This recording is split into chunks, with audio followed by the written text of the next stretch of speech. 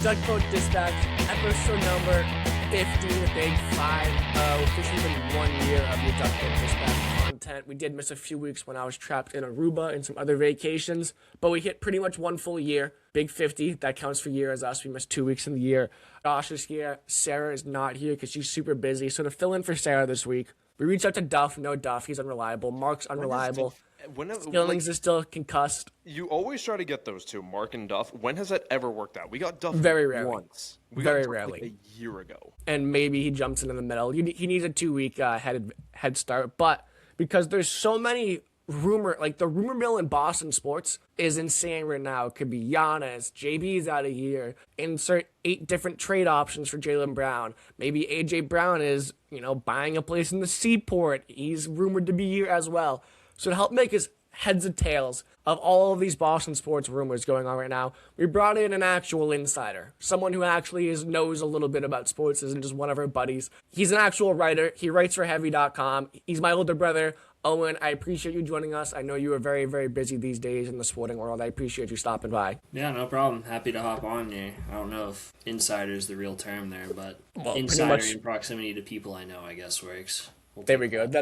That's the word we're looking for right there. You have more pull than Duff and Skillings is what we'll say there. And they are our insiders, our college sports, our hockey insiders. So it's great to have you here. So let's just start right away. There are 50,000 reports about Giannis and the Celtics and that they're interested, they're not interested. It's a very high chance, it's a very low chance. What do we actually know crystal clear about the Giannis sweepstakes? Right now, not a lot, honestly. There's still a lot of Celtic stuff coming out. I think the big bombshell was that they, according to Shams Charania on ESPN, they made a legit push for him at the trade deadline, which was news to pretty much everyone inside the NBA. So right off the bat, that's kind of, signaling that, this could really be a big offseason. I don't know how serious it was or, what they were throwing on the table. I highly doubt that they were leading with Jaylen Brown. I feel like, obviously now any sort of trade package for Giannis is probably going to be, starting with Brown. The level of interest at this point, I don't really know. I've seen some that are saying, they're going to go all in, they're going to try and get him. I've seen some that are saying that, right now he's not really their primary option. They're going to kind of assess the situation, see how they feel about, guys like Brown, Derek White on their roster, and then kind of make a plan.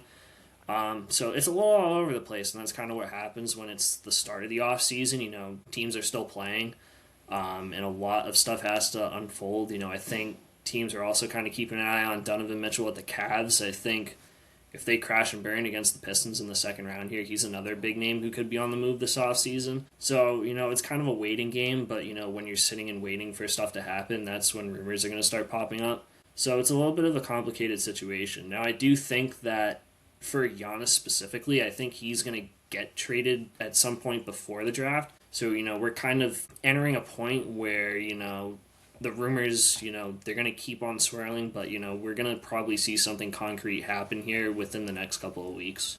How much do you buy into Jaylen Brown actually being trade rumors? Because we hear it pretty much every single season, and it turns out it's just a bunch of nothing. Is this a season, or is this an off season where you do actually see Jaylen Brown actually being dealt or could be legit dealt, or do you kind of just see this as like a happens every year? Jaylen Brown's going to deal with this every single offseason where his name is in every single trade offer? Yeah, it's definitely a valid question. I think that this offseason is a little bit different for 2 reasons. One, because, we just saw a full season of Jaylen where he proved for the first time in his career that, he can be that 1A option. For much of his career, as much as him and Tatum are kind of like the 1A, 1B guy, he's always been the 1B and Tatum's always been the 1A. So, now we have like a full season's worth of proof that, hey, like Jaylen can be this guy, like he can step up, he can lead an offense, that shouldn't create problems for Boston. But I mean, like in the grand scheme of things, like let's not be stupid here. Like that's going to change the dynamic between Tatum and Brown. Like we saw it kind of unfold in the playoffs where, Derek White was essentially a ghost of himself because the entire offense was just deferring to Brown and Tatum so that they could both kind of get their look. So it does create a little bit of a unique situation from that standpoint. Is that something that, I think they can't really like work out? No, like these guys have played their entire careers together, but it is something you have to kind of take into account. The other thing is, how the season ended, blowing a 3-1 series lead against a Philadelphia team that, as we just saw against the Knicks, they weren't really that good. So that's obviously a tough pill to swallow.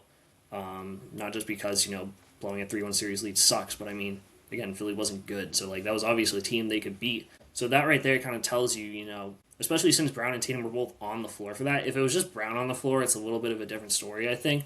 But, that first glimpse of, what the future is going to hold wasn't, really great. Now, granted, part of that has to come to, building the roster up around them, which they could conceivably do. They're running out, all these no-name bums who really weren't, expected much from the beginning of the season. So, in that sense, it's a little different. But I think if there's an offseason where, these trade rumors are about as real as they get, I think this offseason and then back when they got bounced by the Heat in Game 7 that year where they came all the way back and then Tatum blew his ankle out in the first minute, whatever year that was. I think it was 23. I think that offseason, this offseason, that's probably the most realistic the rumors have been. You'll get clarity on Brown's status in July, one way or another. He has, I think it's a 2-year, $140 million, something around that. He's up for an extension. If that's when you're going to find out one way or another, does the team want Brown to stick around? And does Brown want to stick around? Because if, both parties want to stay and, keep this marriage going, he's going to sign that 2-year extension and all these rumors are going to go out the window. Something could obviously happen before then. He could get traded, something could happen. But, that is kind of the deadline of when we're going to find out what the future holds for Brown. And you bring up the money with Brown's possible extension coming up. What does the money look like if they do decide to ship out Jaylen Brown for Giannis? I know the money contract-wise when it comes to the actual trade matches pretty nicely as well, but Giannis has 1 year left on his deal, and they're going to have to extend him. How big of it's going to be? He's going to be making, what, $70 million a year? Something like that. I don't know the specifics. It depends because the salary cap situation in the NBA is so complex, but I'm pretty sure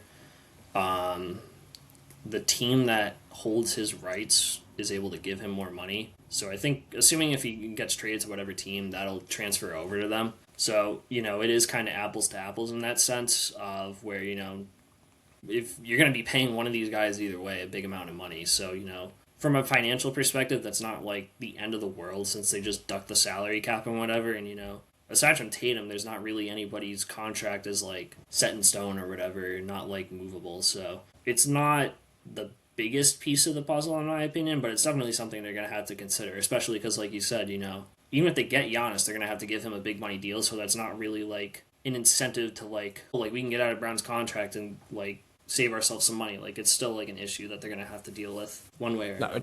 It's a lot different than trading Jaylen Brown for a bunch of draft picks, assets, and cheaper contracts, so then hopefully build the future around Tatum. And I think that's the other thing that worries me about a potential Giannis trade, besides the fact that I don't really want it either, and I don't want to put words in your mouth, but it seems like you don't want it either, there's no guarantee he resigns, and then I see us back in a very similar situation with Kyrie Irving when he first got here, and we dealt Isaiah Thomas, who was a beloved guy, super hard worker, really revitalized the entire franchise in a sense, giving them a big shot in the arm, and then we trade him for Kyrie, which ultimately doesn't work out, and Kyrie leaves. So not only do we lose Isaiah Thomas, and we end up losing Kyrie as well, and got very lucky that Tatum and Brown panned out to be what they were. Yeah, I mean, it's definitely a risk, but I think there are only a couple of players in the league that you're realistically going to trade a guy like Jaylen Brown for. Giannis is on that list. I think a lot of it is situational. I mean, it depends on, what the team is willing to give up. I mean, this isn't a guy that they're going to go and throw out 15 first-round picks. Some of the mock trades I've seen on the internet are astonishingly stupid. It's not going to happen. Brad Stevens is no dummy. He's not going to go throw 15 first-round picks along with Brown for Giannis, especially given the contract situation. I don't think this deal would be getting made if Boston didn't have any assurance that he was going to sign another contract after.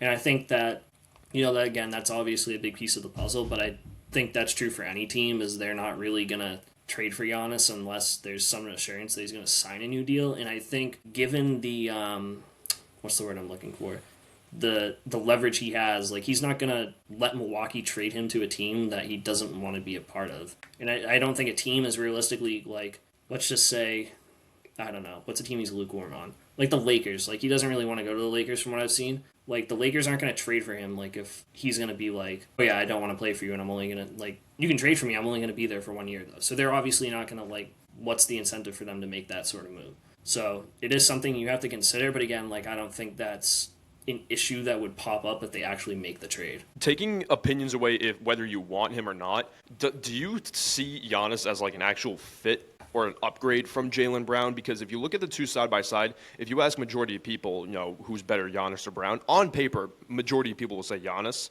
But when you actually look at their like history and their longevity, Giannis is obviously older. And he's also only been to one finals ever. He's only won the one chip. He was the guy on the team to bring him to win that chip. Sure, he has 2 MVPs. That's about it.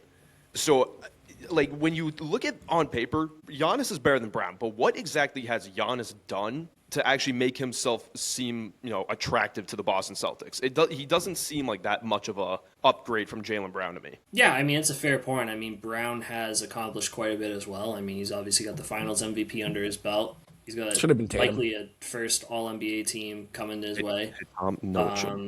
So, yeah, I think, you can make a case that they're kind of on the same level, especially when it comes to availability. I think is the biggest thing working in Brown's favor is, generally speaking, he's been on the court more than Giannis over the past couple of years. Granted, that's got a lot to do with the Bucks' organizational instability, and I think, a lot of what you mentioned kind of boils down to that. I think from an individual perspective, I've loved watching Tatum and Brown play together. I think the one knock that they have is that, you're kind of seeing it with Orlando right now with Paolo and Franz. They're so similar in their play style that it kind of hurts them. And I think when you get to the playoffs, that's been their biggest issue. I mean, we went back to it again this series. Like, it's just ISO heavy, like pull up middies, fading threes, like all this garbage. And like, sure, they're hitting these shots at a higher rate than pretty much anyone else in the NBA, but it's not like a sustainable level of scoring when the playoff basketball is different. And I think, part of this boils down to like Joe Mazzulla's philosophy, like hitting a 3 in the playoffs is tougher than hitting a 3 in the regular season. Just because of so many different factors. Defenses are closing out harder. There's more pressure on the players, especially if you're playing in an away stadium. Like, think about how much more difficult a 3 is to hit for Baylor Shireman, a TD Garden, than it is out in Philly. Like, the stakes are different, so it's a real thing. And when you need a guy to get you a bucket, the easiest way to do that is getting in the paint. And nobody is a better interior scorer in the league for his position than Giannis. So I think from a fit of just an offensive perspective, I think he makes more sense for what the Celtics are looking for. I'm not necessarily saying, hey, let's go throw Jaylen Brown and whoever at. Like, just from like a pure on-paper thing. And again, it could not work out if they were to make this move and bring him in. But like on paper, like he fits more what the offense needs. I think you need somebody who can go in the paint. Hey, Tatum's jumper is not falling this game. Let's just pound him in the paint with Giannis. I mean, there aren't many guys who can stop him in the paint. And then when you look at the defensive side of thing, I think he offers, again, another level that, Boston kind of struggled with on the interior. I'm not saying he's like a match for Joel Embiid or somebody like that, but he's one of the better shot blockers in the league. He can kind of go and make all these plays. He can stick on the perimeter when you need him to. So it's just a little bit of like a different look.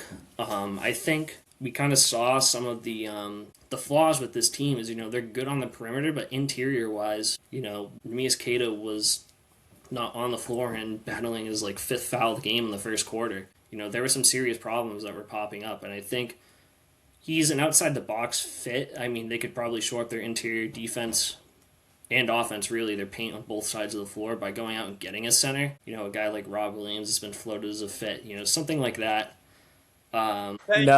Thank you. Just a potential fit. It's like when they brought back Daniel Tice for the second stint. It just doesn't work. Daniel Tice wasn't good from the start. Robert Williams was a great. Yeah, but his knees are made of glass. He's that guy from SpongeBob. Every morning he wakes up and breaks his legs. Achilles, bud. Okay, and Tatum came back faster than almost any single athlete in NBA history came back from that injury. They're not apples to apples in terms of durability. That's like... No.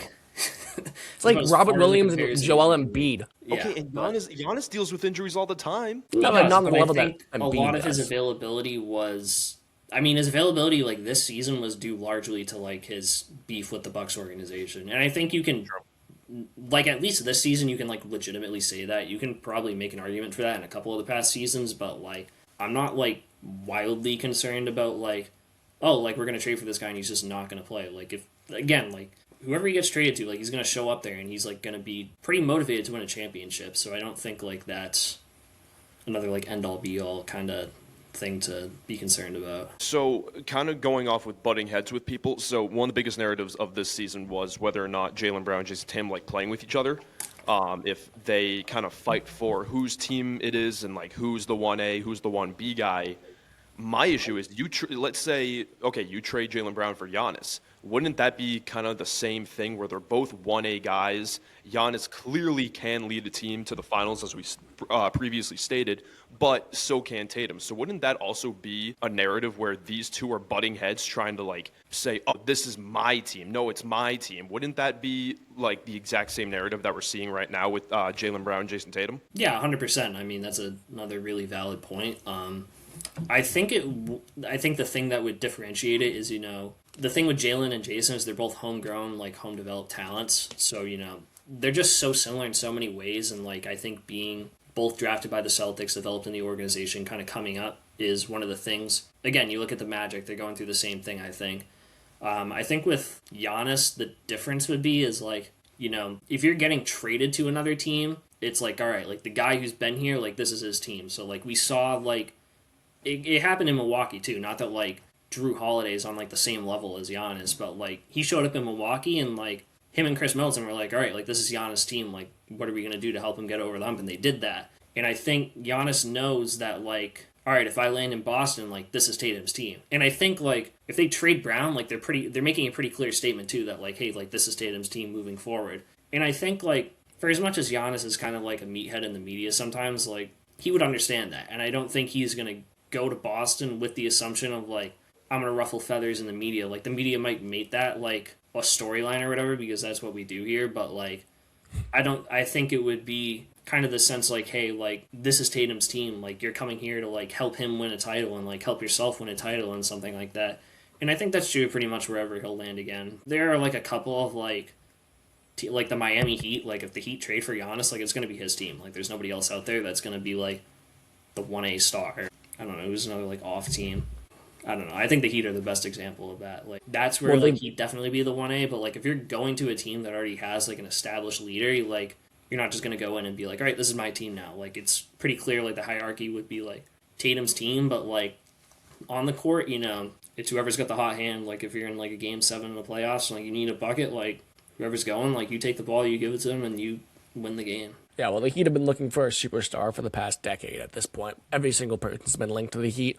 You mentioned Giannis being a meathead in the media, which I don't disagree with, but we have a meathead in the media on our own team right now, and that's Jaylen Brown. What do you make, like, not any substantial, the Celtics don't like the Twitch comments. Like, what do you personally think about the Twitch comments? Because I think crying about the refs after blowing a 3-1 lead and then all the other things he said is a really bad look for Jaylen Brown, and could that sway the team one way or another when, okay, this guy's got to go? Yeah, I mean, it could be something that, I think in Brad Stevens' end-of-season presser, he was pretty disappointed with how the series played out, and it sounds like big changes are going to be made, and I think that came in the wake of Brown's first Twitch stream, and then it prompted another one from him, so, yeah, it's not like, I'm not going to come out here and be like, oh yeah, it's great that he's going on Twitch. Like, most of the time, it's like, whatever, you can do what you want in your free time, but, like, to come out, like, less than 24 hours after the loss and then whine about the refs, like, yeah, it's not a great look, but, I mean, compared to what other athletes are doing, like, we've been seeing, like, Draymond Green, like, moaning and groaning on his podcast for,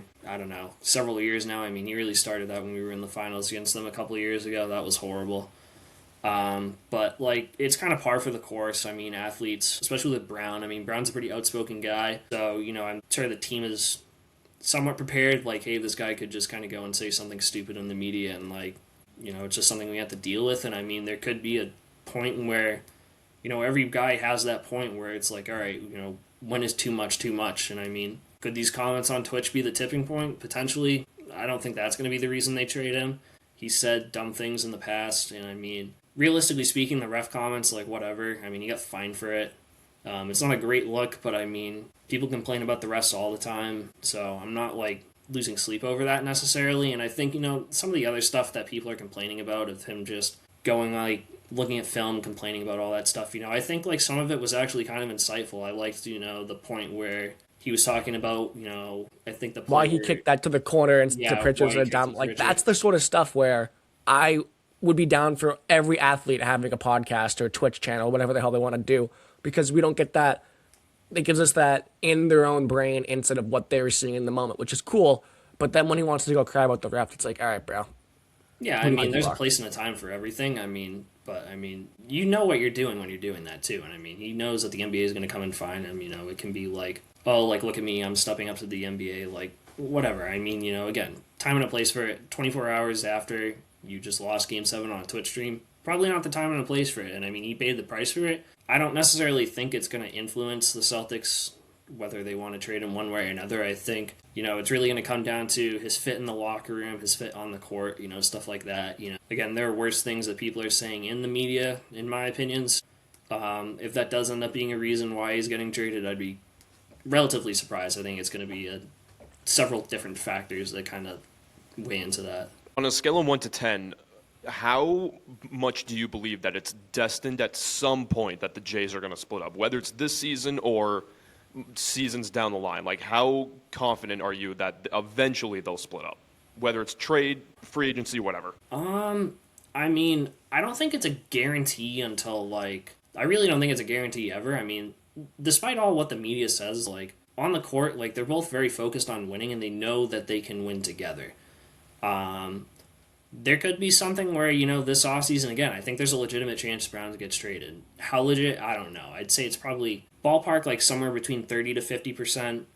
It's probably closer to 30 than 50 in my opinion. But there's also a chance, towards the end of their career, they could just decide, hey, Brown, you're 37, 38 years old, we don't need you in the rotation, whatever, goodbye. They could realistically say that with Tatum, too. It just happens. So, is there a chance that could happen down the line? Probably. I think right now everybody's more focused on, the next 5 years of this team, and I think, again, there's a chance they could split up, but I think if they don't trade Brown this offseason, they're going to be sticking together for the next at least 5 years. So there's a chance at the end of their careers that they could split. Again, I'm not a fortune teller in that sense.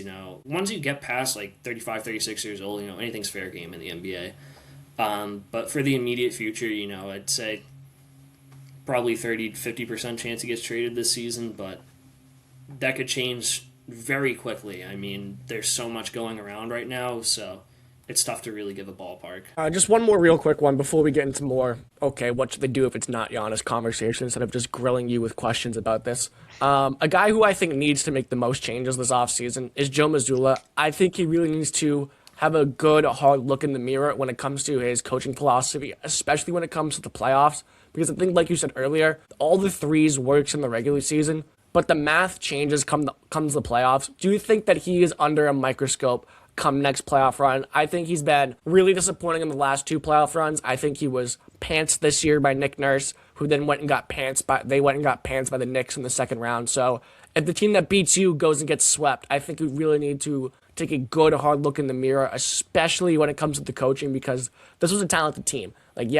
The bench guys did not perform well in the playoffs, but this was a very top-heavy, talented team. You have 2 of the best 15 players in the world on your team, and you got swept. You blew a 3-1 lead in the playoffs. Yeah, the criticism for Mazzulla is fair, and I've been kind of on the train of being critical of his decision style, whatever you want to call it, really since he took over. I think if they got swept by the Heat back in 2023, there was a legitimate shot he would have gotten fired, and they would have brought in somebody with more experience to take over the reins. I do think he benefited greatly from the 2024 roster. I think having vets like Holiday, Al Horford, even Derek White at the time, just kind of I don't know what the word is. They're veteran presence in the locker room who can make an impact on the young guys like Tatum and Brown. And it got them over the hump that year.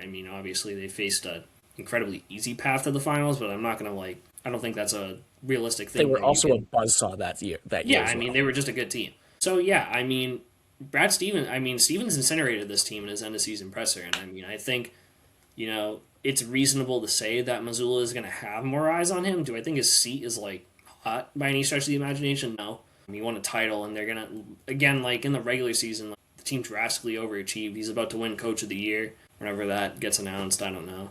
But I mean, like, the lack of playoff success is definitely jarring, especially in series that, like, they should have won. So it's definitely something that the team needs to keep an eye on. But I think, right off the bat, like, Stevens is coming out and letting them know, we're not going to accept that. And, Stevens is going to do his thing to make the roster better, but he made it pretty clear, Mazzulla is going to have to do more with the roster. The expectations are going to be higher going into next season. And, I think when you lose a playoff series in that manner, 2023 and 2025, there were, like, legitimate reasons where you can be like, all right, like, this is why this team lost. Tatum in Game 7, he twists his ankle immediately, and there goes your shot of winning the game. Like, whatever. Tatum blows his Achilles out last year, and, there goes that game, whatever that was, Game 5, Game 4 rally. Game 5, because then they went... Game 4, because then they went and won Game 5 at home, and then they got smoked in Game 6. Yeah, I mean, they were... What people don't remember is they were looking down... They were going to be down 3-1 in that series either way. They were down, like, 8 or 10 whenever Tatum popped his Achilles anyways. So, I mean, do I think they could have come back and won that series still? Yes, but I mean, like, again, if that doesn't happen, I think we're asking a lot of the questions that we're asking right now just a year earlier, because they were pretty much on the verge of getting knocked out by the Knicks with both the healthy and Tatum and Brown. But, Tatum blowing out his Achilles, that kind of gave them the excuse of, Tatum got hurt, so that's why we lost this. Yeah, they were probably going to lose anyways. So, yeah, I think Mazzulla is definitely going to have to change his style, and I think, seeing what happened in this year's playoffs is definitely going to make an impact, and I think, that's kind of where we loop back around to the question of Brown or Giannis, because if they go out and get a guy like Giannis, then the scheme changes completely, because you're not really running a 5-out offense that is just hoisting up threes every chance you get. You're going into the paint more, because Giannis, he's not shooting threes. He's not shooting the lights out from behind the arc. So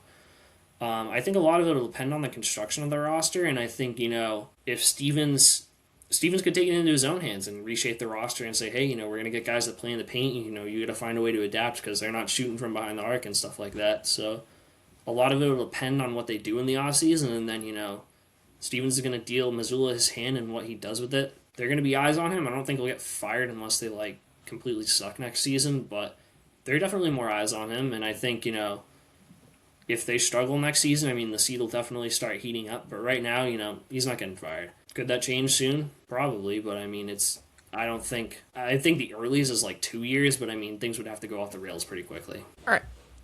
You got one more, Josh, before we move into more like actual. Go ahead. All right, perfect. Because we've just been drilling him with questions. And as much as the answers are great, people do also want to hear, actual conversation. When it comes to like the whole Jaylen Brown trade thing, I don't like the thought of Giannis does make my Johnson tingle a bit from like a basketball standpoint of what you could actually do roster wise. I said what I said, Josh. Like you could go uber small and go like Pritchard, White, Shireman, Tatum, Giannis at the 5 and go uber small and fast and aggressive in the lineup. So from that standpoint, like the thought of what they could do on the court from a basketball stance does entice me a bit, but I still don't want to split up the Jays. To me, honestly, what entices me more than Giannis, and maybe this is just a me thing and you guys can weigh on this, the number 1 overall pick entices me way more than Giannis this offseason if we were going to move Jaylen Brown. Yeah, I mean, it's another thing that could be considered. I think that was one of the things I said last year, I think, was like, again, the Brown trade rumors kind of popped up. They weren't as loud as they were this year, and I was like, realistically, like, I don't really want to trade Brown unless we're going and getting a guy like Cooper Flagg. Do I think, like, the Mavs are going to move off the number 1 pick after they just traded Luka to LA? No, but, like, all the other stuff is like, oh, like, Celtics are, like, potentially looking to get in the top 3 with Brown as, like, the centerpiece. I'm like, no, like, the people behind, like, we don't need, like, Dylan Harper. Like, getting another forward to kind of work with Brown and, like, replace him, like, that kind of made sense. And, I think there are prospects in this class, like DeBansta would obviously be a fantastic fit, but I think the question is the Wizards I don't think are going to be, like, super invested in Brown. I've seen stuff with Anthony Davis. I'm not too sure how interested they are in moving him, but he's definitely a name to keep an eye on as, like, an alternative, like, big name target to Giannis. But I don't see it being, like, I see Boston being more in, like, a win-now position, and that kind of makes it tough from, like, the position of, like, all right, we're going to use another year or 2 of Tatum's prime to develop another young star around him. Like, it makes sense, but I can't see the team doing that when the expectations are this high. If they struggled more this year, I could see it. But like I think like the supporting cast proved like there are guys who can like come in and like play and win around you. Like Shireman's a solid guy who can come off the bench and shoot. Walsh is a pretty good defender. He can hold his own against several different guys. Ugo! Yeah, he's got a lot of potential. So Ugo sucked in that last game, though. Oh my God, bro. He was great in that last game. I don't want to hear it. What game did you watch? I watched the game where he made Tyrese Maxey work for literally every single inch on that court, and I loved it. And he brought so much energy into that game. I watched the game where he absolutely sucked, and Joe Mazzulla refused to take him out. Well, or did you see the 3 minutes that Ron Harper Jr. played and did absolutely nothing? Because I saw those 3 minutes at the start of the game. And you know why Ugo stayed in the game? Because he was out there hustling, making Tyrese Maxey work for every inch on that court. All 94 feet. yeah, I mean they've got young guys, so I mean those guys are, those are like the supporting cast guys that you can like afford to develop. But I mean I think you need like another, like if you're moving Brown, like you need like a guy who can come in and fill his shoes immediately. A guy like Giannis or like, not saying trade Brown for Anthony Davis, but like Davis can kind of come in and like carry the load alongside Tatum because you need another guy like that on this team right now. So the idea certainly makes sense. I mean, it's kind of similar to like the NFL where we just saw the Rams draft Ty Simpson and like you're lining up like the heir to the throne. Apparently, Tatum obviously has like another like at least 6 or 7 years left in the league. Yeah, I brought that up on myself. Yeah, I'm aware you did that on purpose. Tom is just a child. It's all right. You see the way he just smirked, bro? He knew what he was doing the second he said 6 or 7. It was the realistic. We're fine, 7 or 8. No, I mean, whatever. hopefully a decade. Hopefully another decade. Yeah, of but I mean, the Achilles is a little bit of an issue, but I think he's all good for now. Josh, what do you think? I know, I know you're a bigger Brown guy than Tatum guy, but does the number 1 pick move the needle for you in any way? Absolutely not. No. Okay. Because I know you're a big anti-draft guy. I am kind of I'm not an anti-draft guy, but the way I look at it is like, and I say this all the time, is that you can't guarantee on a rookie. So it's like we've seen so many high overall picks turn into nothing. And especially with like first overall picks lately in the NBA, they'll either turn into an absolute stud star like a Wemby or a Cooper Flag, or they'll end up just being like some average bum like a DeAndre Ayton or a Zion Williams. Okay, but DeAndre Ayton is below an average bum, and Zion is quietly putting up 20 points per game. He's just fat and but injured. That is exactly my point, where the first overall pick can either be a star or it can be an absolute bum. So to me, it's like, okay, you're trading Jaylen Brown, who you know who was a top 5 guy, in my opinion, this season, who was an MVP conversation starter. You're trading him for a guy you're going to take a chance on, and you have to develop that guy. That doesn't really pique my interest.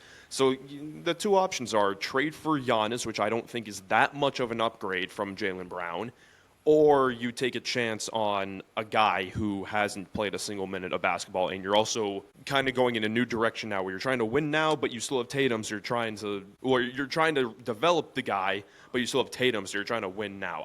No, don't trade Brown for the first overall pick. I don't like that. The best option to me is to keep the two of them on this team. Yeah, I agree with I think one of the more important things I've kind of always said when, looking at these decisions, proven talent is better than potential talent. So, I mean, banking, like you said, like banking on, a lot of these guys like Darren Peterson, like coming out of Kansas, like he's not a sure thing by any stretch of the imagination. Like, even like you can't really guarantee that anybody's going to pan out in the NBA. I mean, obviously, I think I'm not like a huge college basketball guy. From what I've seen, like Debanza looks like the closest thing to a sure thing. But even then, like there's no guarantee you're going to reach like the All NBA level of production that Brown is at. So I mean, to give him up for a chance to get that, I definitely agree with what you said there. Like, look at the amount of hype that Zion Williamson got before coming into the league. He was getting commercials, sponsors. He was projected to be the next LeBron, and now he is in trade rumors every single season. He doesn't take the team seriously, and he's average at most.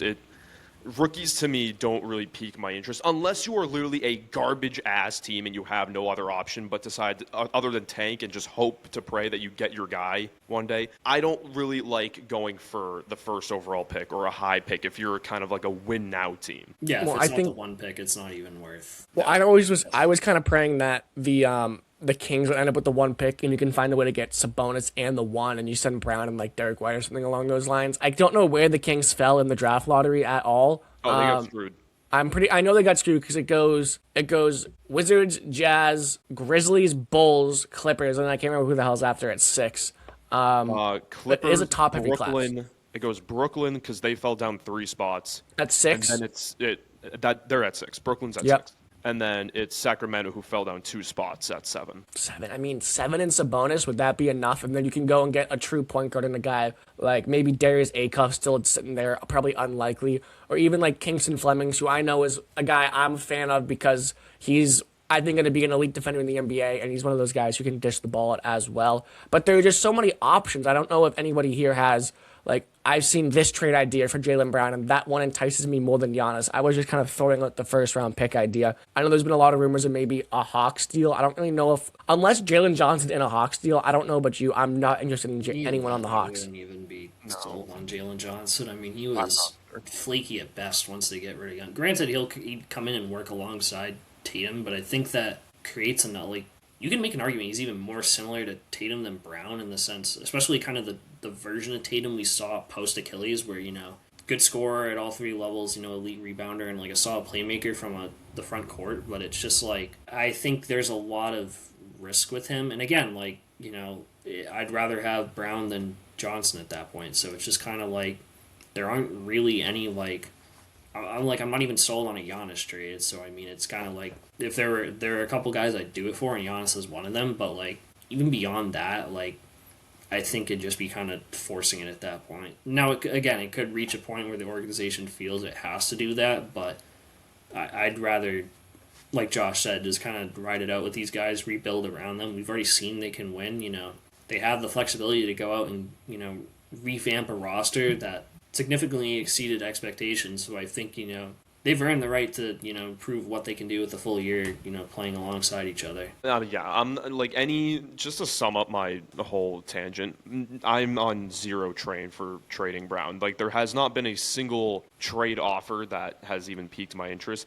I am more on the train of if there is going to be a move, and I think there should be a move made. I don't think you can just run the team back as it is right now. I think that move is trading Derek White, unfortunately. I hate saying that, but I think Derek White should be the guy to go if you're going to make a move. No, and you can't run it back. You can't just run it back with the same team. If the teams that are beating you are making substantial changes, like last year the Knicks went and fired their head coach, and then this year the 76ers have already fired Daryl Morey, their GM, who, by the way, the 76ers should genuinely be investigated for trading Jared McCain to the OKC. Like, that is genuinely should be investigated for, like, tampering or some sort of insider trading or something along those lines, where Morey knew he was getting packed up and he just wanted to give them the middle finger, because that is ridiculous that he's on that Thunder team now. Yeah, I hated that trade. I absolutely hated watching that.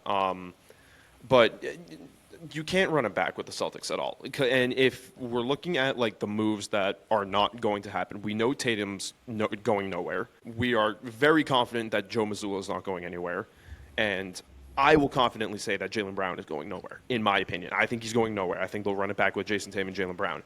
And so, okay, if you're going to make other moves, you can't just make small moves like trading Vooch, getting rid of some of these other Not even trading. guys. They're just not going to re-sign that guy. He's a free agent.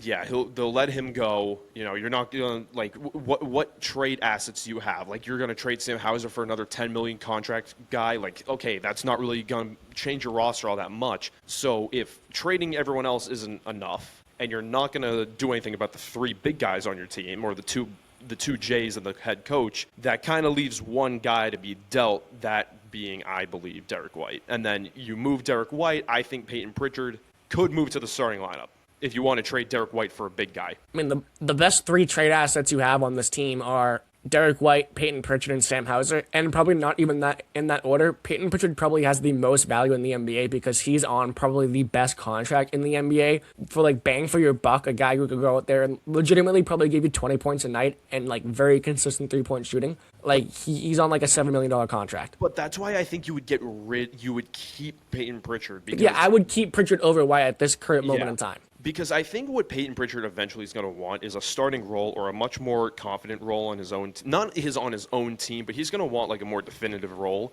So I think you're going to have a conversation with Peyton Pritchard where if you deal White and your backcourt is now Peyton Pritchard, Peyton Pritchard, if he wants that, is going to have to earn it. And so he's going to have to go out and show us that if there's no Derek White, there's no Drew Holiday, it is now you. You're going to be running the point now.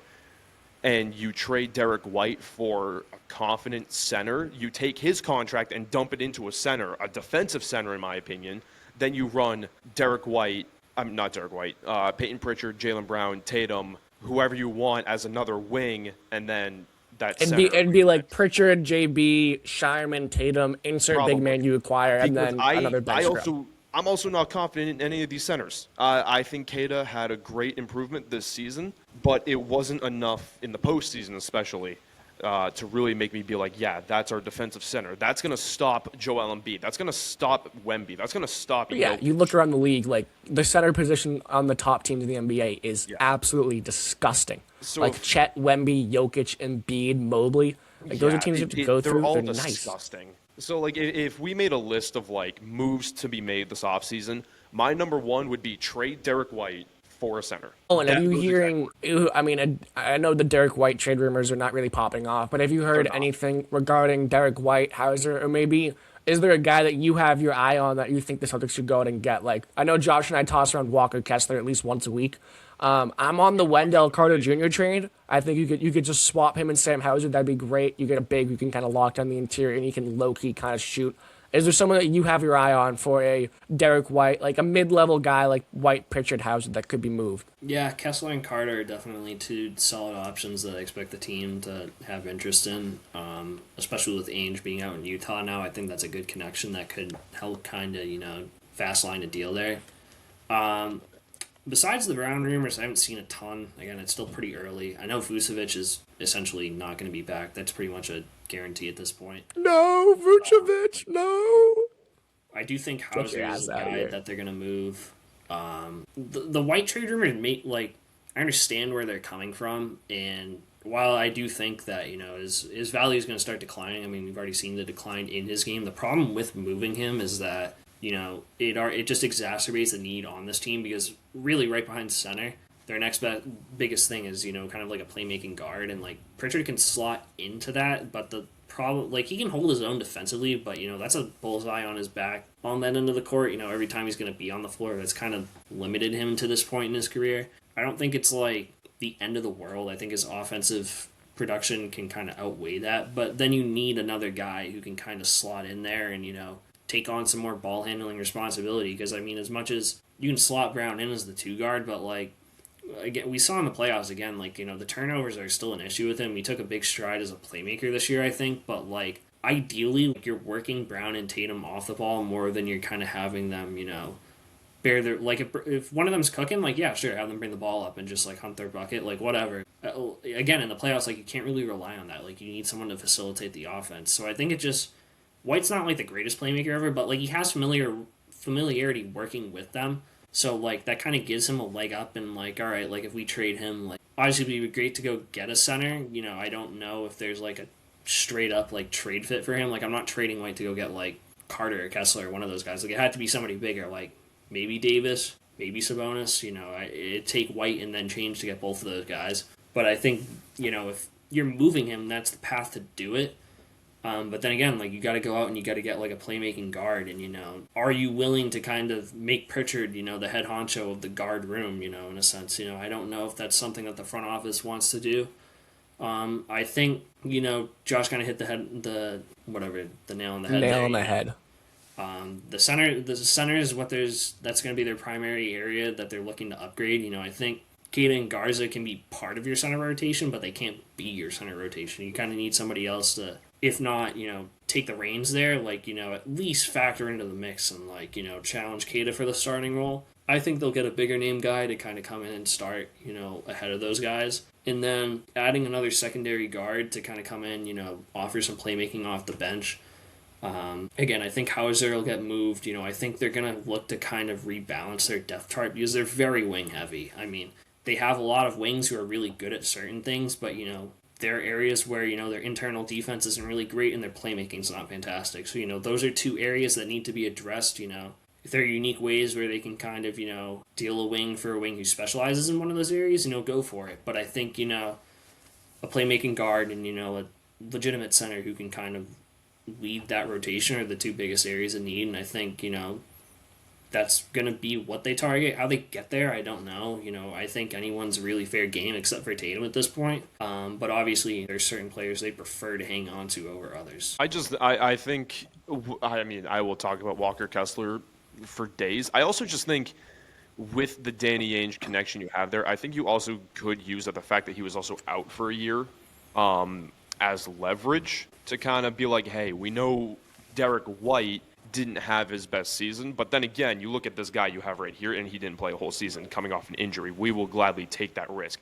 I will gladly take that risk. Yeah, I mean, I think the thing with Kessler is like I don't think they're like I can't see them leading I can't see either team really being like I think Kessler makes sense as like a trade target. I just don't think White's the like guy they're going to use to get him because I don't think the Celtics are going to be like this is a fair guy. I don't think like the Celtics are going to look to like yay White for like Kessler and like again like first round picks. Like we don't really need first round picks right now. Like we need like proven talent. Kessler's obviously a guy that makes sense, but like for Derek White, again he's coming off a rough playoff series, so like his trade value is not going to be as high as it was like 6 months ago. But like he's still like a decent like two-way guard. Like we saw like McCall Bridges and like Desmond Bane get traded for like half of the draft last year from like wherever they ended up, New York and Orlando. But it's like two-way guards, like White's still one of the better perimeter defenders in the league, and like he can fix his 3-point shot. He's at least a top 50 player in the league.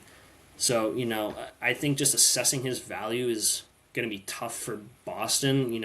I think that's kind of why trading him right now wouldn't make a ton of sense either, since his value is not what it was like 6 months ago. But like I think that's kind of where the wings come into play, because I think, Utah's a rebuilding team. We have some of the younger wings who could be of interest for them. I'm not like, at this point, I think like a guy like Baylor Steinman's probably more valuable than Hauser because of his contract situation. But like, you can build like a solid, throw in just like some good young rotational players, some picks. Like I think, they have the assets to get a deal for Kessler done, but I don't think it starts with White. And I don't think there are a ton of like, again, like if you're trading White, like I think you're using him like as the basis, like, for your trade package to get a better guy, rather than, like, here's the Jazz throwing us, like, Kessler and picks for White. I think you want to be, I don't really know the proper term or not, you want to be getting the better player in that deal rather than, like, downgrading. You want to use White to upgrade instead of downgrade and grab... you want to use White to get one big guy instead of using White to get 3 little guys. Yeah, and I mean that's not to like put down Kessler again. I think he's a good fit, but I think like the valuation has to be right. And I'd say like the same thing, like Wendell Carter, like another guy like that. It's the same line of thought there. What about Derek Lively? See, that's I don't think the Mavs are going to move him. I think he's such like a fan favorite. Like the Dallas fans love them, and like that team is such like a conundrum right now. Like they're working so hard to like make their fans care again. So I think like the front office is definitely going to be like super careful with what they do this offseason. It's like, we're going to make this move. Like, you guys like it? And like, no, like we don't. Like, oh, all right, we were just talking. Like, it's almost like that line of thought. Like you have to be like, I'm not saying like the fans are going to be like making decisions for this team, but it's almost going to be a sense of like 2 years ago. Please like what moves we're making. Like I can't see them like trading away Lively because of how he performed early. Like obviously he didn't do much last year. Did he even play last year? I don't even remember. If he did, he played like 5 games. But like I just remember him getting played off the floor by Jason Tatum in the finals. That's it. Yeah, I mean, this is a rookie year, but I mean he's a good two-way big. I mean, I think a more likely candidate would be Gafford. If they move one of those bigs, it's going to be Gafford, not Lively. But I'm not like in love with him as much as like Kessler or Carter per se. There's one player I'm keeping an eye on. I can get both your opinions on this. He is a restricted free agent. Thoughts on Marcus Smart returning to Boston if he declines that player option? I love Marcus Smart. Owen hates Marcus Smart. No, I don't think he's coming back either. I'm pretty sure the Lakers want to keep him. Would he fit the system, do you think? Yeah. That's what you're trying to go for? A defensive guard who can also play make. I would like it. I still think he's a downgrade from White. So I mean, I was never really the live by the 3, die by the 3. It's just it's painful for me. And I mean, he's improved as a playmaker, but I think he's just he's still a downgrade from White in like he is virtually every aspect. So it'd be a tough. He definitely is. I was just kind of throwing his name out there as if like, so you do trade Derek White for a big time center, and then you're your front court is now, or your back court is now Peyton Pritchard and so-and-so, and that so-and-so happens to be Marcus Smart, I wouldn't hate that. I mean, that three-point shooting on a bad night would just be atrocious. I love Marcus Smart, but he has at least 3 moments a game where you're like, what the hell are you doing, dog? That's just something you have to take when you watch Marcus Smart play. Like, you have to accept that he's going to have 3 moments that either are like, oh my God, he is the greatest basketball player on the planet, or wow, this guy has 1 brain cell. And 9 times out of 10, it's the latter instead of the former, where it's great. This guy has 0 brain cells when playing the game of basketball. I know the scale. I mean, these two are not the exact same, but you could say the same for Tatum on a night-to-night basis. No, where Tatum's top 3 player in the world. Tatum's sub has bacon. I don't want to hear any Tatum slander. Shut up with the bacon take. His sub has name one other sub that has bacon, bro. I'll wait. Tatum's sub has bacon. Chicken bacon ranch, dumbass. It doesn't count. It's just frustrating because Name another sub that has bacon. I name a sub that has bacon. Tatum is the only sub that has bacon, bro. Why do you think they did the commercial that way? Sub has bacon on it. I think the perfect fit out there would be Bam Adebayo, but there's just a 0% chance that the Heat move him to the Boston Celtics. Like, Bam, he gets along. He's like buddy with Tatum, Brown, and White. Like, even though you have to give up one of those guys to get Bam Adebayo, and Bam did score 83. So, if so facto, science would say he's one of the best players of all time. It would make so much sense to bring him in, but it would never happen. Maybe there's a 3-team trade out there where they got Giannis and we get Bam and we just give I'd be okay with that. First round picks ever. There's no way it would happen though. It would be so difficult. No, that's definitely dreaming. But before we get out, I do just want to ask a few Patriots Mike Vrabel questions. I don't want to get into all the AJ Brown reports because I'm of the mind that AJ Brown will be a New England Patriot as of June 3rd or whatever the hell the date is. I'm more interested on I don't know if you've seen reports or anything, rumors. What is the vibe like down at New England these days? I know they had another bad story come out about a rookie being investigated for a domestic violence case. But what is the vibe like down in New England in the halls with Mike Vrabel now? I mean, there's obviously been a lot of junk going on, but from what I've seen, it's been pretty much business as usual, as much as it can be. I mean, the voluntary activities are getting underway, rookie minicamp, all that fun stuff. So, yeah, I mean, it's a tough situation for everyone. I mean, Vrabel's obviously going through the ringer, on and off not really on the field, in the media, off the field. I don't know how you want to say it, but whatever, personal life, media life, whatever you want to call it, he's getting torched right now. And it also creates a bad situation for the players because, hey, look, here's Drake May out in public. Let's go ask him about Mike Vrabel. That's pretty much the last thing he wants to be talking about. And, I mean, all these guys are facing that right now. So, I mean, it's a tough situation. And, I mean, it couldn't have happened in a worse time. The offseason, there's literally nothing else to talk about. This is the quietest period of the offseason. So, here are new photos of Vrabel and Rossini. The internet's obviously going to go crazy. It's just it's a tough time, and I mean it's not going to get easier until they get back out on the field and start practicing. So they're trying to keep it business as usual. I mean Kraft is not. He's pretty familiar with controversy, so I mean this is kind of just like business as usual for them, I guess. But I mean they're doing their best to kind of keep a team that was fresh off a Super Bowl appearance, as on track as humanly possible, and I mean. It's tough, but I mean, once football starts kind of rolling around, I think everything will just ease back into place. I know that some players have obviously come out and spoken on things and talked about Mike Vrabel, whether they're asked about the situation or not. All of the players have really been fond of things they've been saying about Mike Vrabel, but obviously they're in the media, they're not going to drop anything heavy. I mean, how confident are you that these players do trust Mike Vrabel? Because, if you're even in a workspace and you hear that your, boss, your supervisor, who you've known pretty well, and then that they're allegedly sleeping with a coworker, you'd probably think of them a little bit differently. And so they're saying all these fond things of Vrabel, but do you really believe that every guy is backing him right now? I mean, we don't really know until they take the field for the regular season. Again, like you said, they're not going to come out and be like, Vrabel's an idiot for doing this. I don't know, he could get caught with his pants down. And I mean, literally had his pants caught down. Yeah, I mean, they're not going to come out and just torch him. I mean, at the end of the day, he's still their head coach. It wasn't his pants. It was his fingers interlocking. All right, Josh. You haven't gotten past the point where They were banging. I think we have a serious conversation. Hey, Josh. whoa. They were allegedly. We don't have any TMZ proof that they were.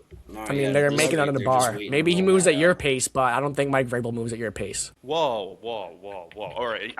At least one thing. At least you and Mike Vrabel have something in common, and that's that you bring your date to the casino, bud. Hey, that's a great date idea. Who do you think I got the idea from? If Vrabel can get two girls inside. You lost your money. Yeah, but then I went that back on Mother's Day and got my get back.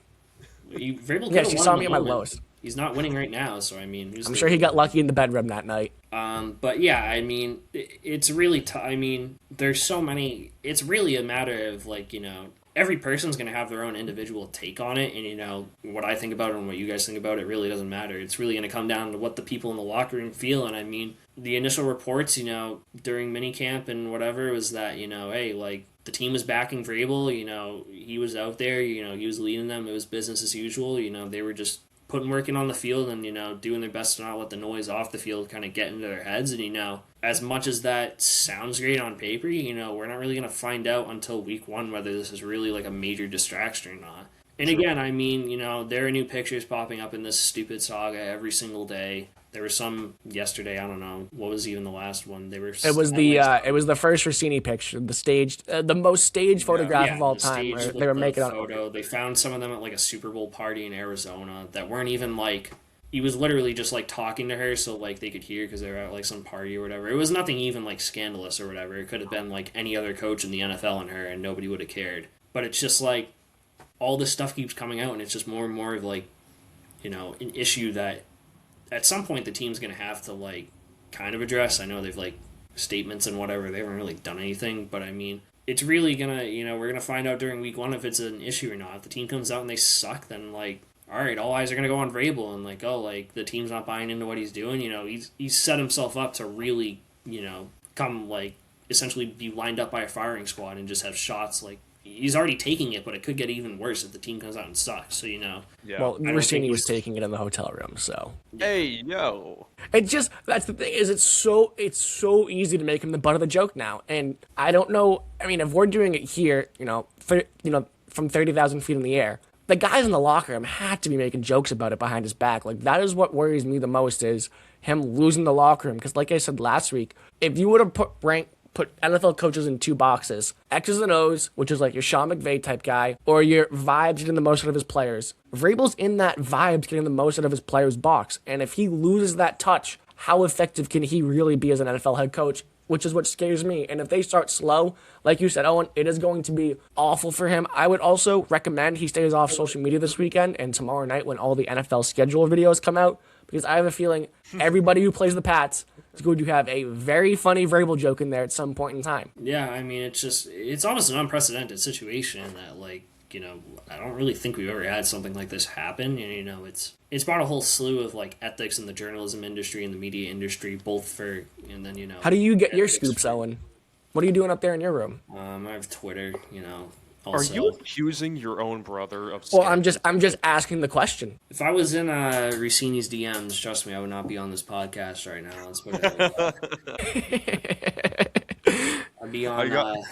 I'd be on like Up and Adams or something like that. I'd be hanging out with Kay Adams a lot more frequently. But until that happens. Would you be on the boat? Nah, we'd be a little bit more discreet. I mean, he was pretty discreet and whole. I mean, this has been going on for at least 6 years. So I was gonna say he did it for pretty good work, honestly. I mean, I don't think they were discreet. I just think nobody knew that wasn't like who knew what like Diane or I mean, there have been a lot of people who are like, oh, like the people inside the NFL knew, and like that's why nobody's reporting it, and like they all just were like okay with it. But I'm like, I don't know. It seems like nobody knew for like upwards of 6 years, and I mean, it could be even longer. I mean, it's a very strange situation. So I mean, the concerns about losing the locker room are definitely valid, I mean, that's something we're not going to find out about until the team takes the field.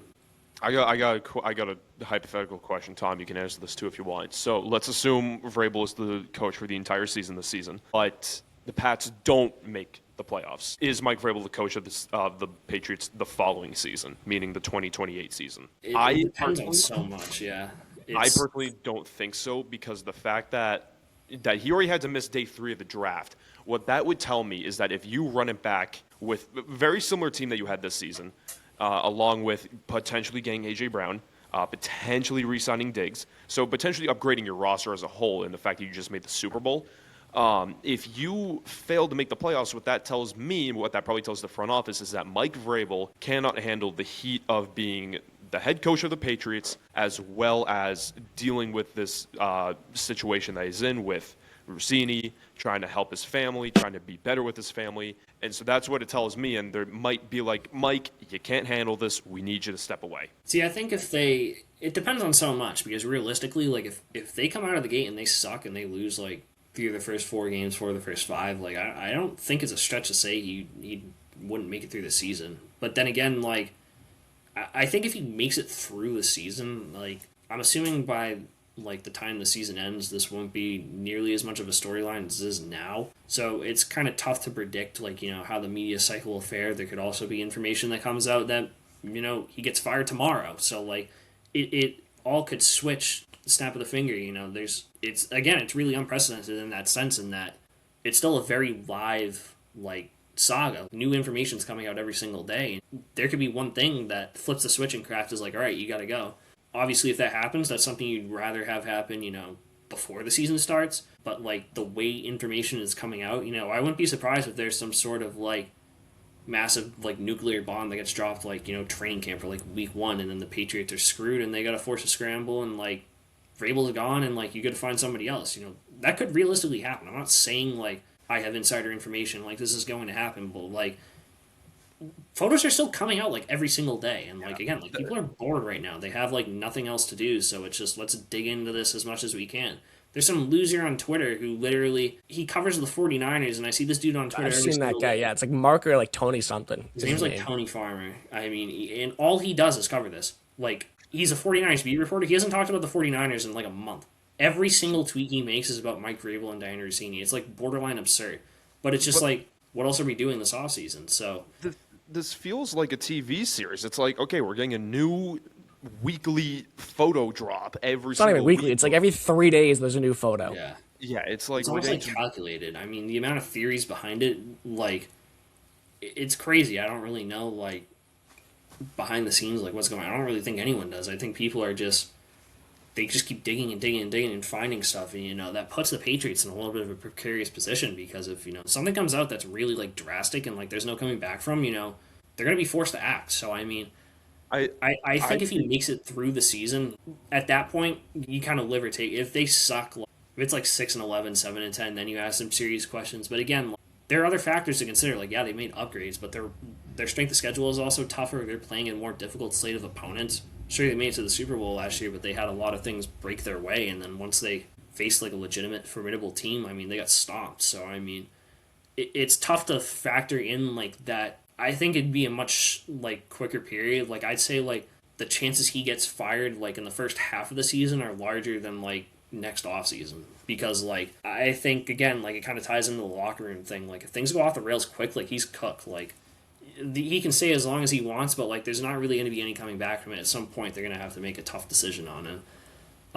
So again, I think that I think it's more likely to happen, you know, just based on like prior precedent, like in, you know, stuff as closely resembles this as humanly possible. Again, there's really nothing like it, but like when you're in this sort of situation under this sort of like microscope and this sort of pressure, you know, if you're going to prove right away whether you can handle it or not. It's not really going to be like a, oh, you made it to the end of the season, we're done with you now. Like, sure, they can miss the playoffs, but like if they're like, what if Drake May, like, fingers crossed doesn't happen, what if he's like season-ending injury Brady in like 2008 out for the year? Like, what are we doing then? Like, it's just, there's so many different things that could happen, like both on and off the field, that it's tough to truly predict. But they've stuck with him to this point, so I mean, it tells me they're not inclined to just can him for the sake of doing so. But again, that could change like literally any second. So yeah, and I stand by. There's only 2 ways that Mike Vrabel loses his job, and we talked about one where he comes out of the gate and they're flat and there's no turning around and he has to go. Like the players aren't buying it anymore. It's very obvious.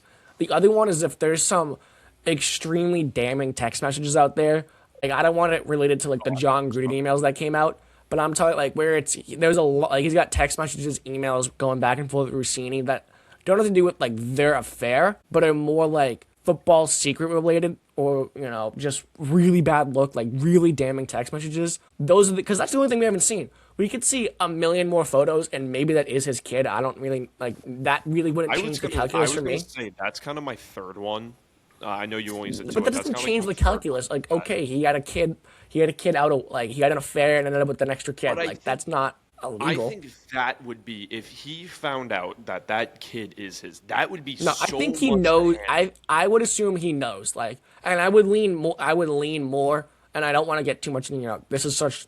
It's crazy because it's just such gossip talk, not sports talk. But it's become so interwoven with the Patriots this offseason. Look into the pop culture dispatch. I mean, for real, I feel like I'm watching freaking Love Island or something. Great show, Sara. by the way. This is Sarah's and the crazy thing is she is so anti this story because she's just Vrabel's my coach. Let's not get rid of him in any sense. But even if that is his kid, I will lean more towards why are you hanging out with a 7-month pregnant woman on a boat. Would lean me more that way, but I think it's clear that their relationship was more than just physical. It was a deeply emotional relationship if it was 6 years long. But I just think at the end of the day, he sucks coming out of the gate and they make a quick move, like an overreaction because the noise gets too loud, or there's some text out there that we haven't seen yet, or God forbid, a video out there that we haven't seen yet. And that comes out, and that is the nuke that Owen was kind of referring to that could still very well be in play because who the hell knows what's the next year to drop.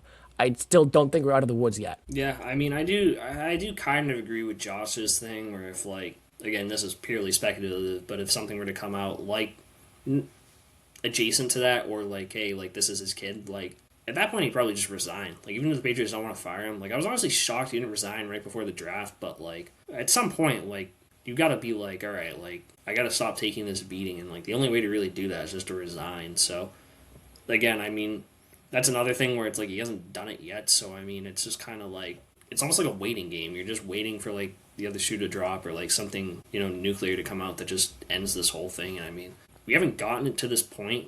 We could, but I mean there's really no telling. Right. So we'll just have to keep waiting and seeing. That's going to do it for episode 50 of the Duckboat Dispatch. No Sarah this week. She's super busy, but I appreciate Owen stopping by. If you want to check out his work, make sure you go check him out on Twitter at, what the hell is it, Chris3 on Twitter? Yeah, something like that. Chris3 on Twitter. There's no H in Chris. And then make sure you go check him out on heavy.com as well. We'll be back next week as always because maybe we'll have Mike Vrabel news. Maybe we'll have Giannis news. More than likely, we'll have a bad Red Sox team and even more rumors to try to decipher what's going on. But as always, make sure you subscribe on YouTube at the Duckboat Dispatch. Comment, share it. Say what their social media is at Instagram and TikTok on the Duckboat Dispatch. Make sure you follow, repost, send it to a friend, be a friend, tell a friend. Sarah teaches little children, so we say sharing is caring. So we'll be back next week with all your Duckboat Dispatch content. Thank you for listening.